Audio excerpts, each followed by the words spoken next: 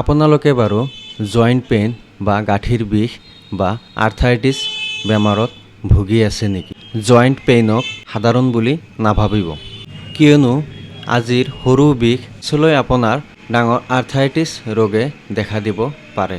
এবাৰ গাঁঠি নষ্ট হ'লে পুনৰ ঠিক কৰাটো বহুত কঠিন হৈ যায়। হয়, মই doctor Abu Bakr Siddique, homeopathic physician. আপোনালোকক আজি সহজ ভাষাত বুজাই দিম আৰ্থ্ৰাইটিছ কি হয়, কিয় হয়, কেনেকৈ হয়, ইয়াৰ পৰা বচাৰ কিবা নেচাৰেল ৱে আছে নেকি আৰু ইয়াৰ কেনেকৈ চিকিৎসা কৰিব।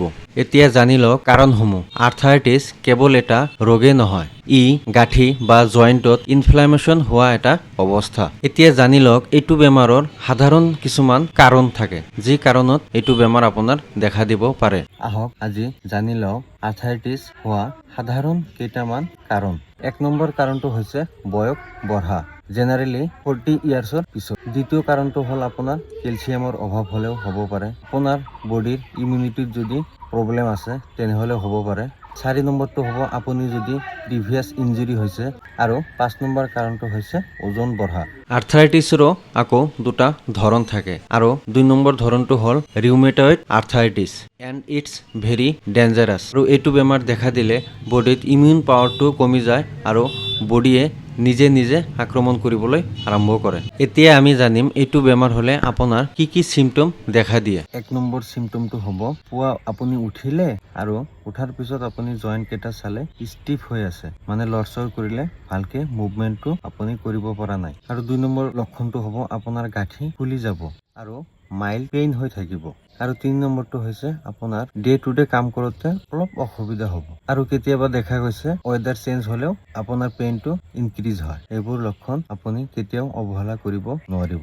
এতিয়া আমি জানিম আচলতে কি। সৰু সৰু হেবিটেও কিন্তু আপোনাৰ আৰ্থ্ৰাইটিছ বেমাৰ নিয়ন্ত্ৰণ কৰাত সহায় কৰে, যেনে ডেইলি সৰু সুৰা এক্সাৰচাইজ বা ৱাকিং। 2 নম্বৰ আপুনি ৱেটটো মেইনটেইন কৰিব। 3 নম্বৰ কেলছিয়াম থকা আহাৰ ল'ব, গাখীৰ, শাক পাচলি, তিল।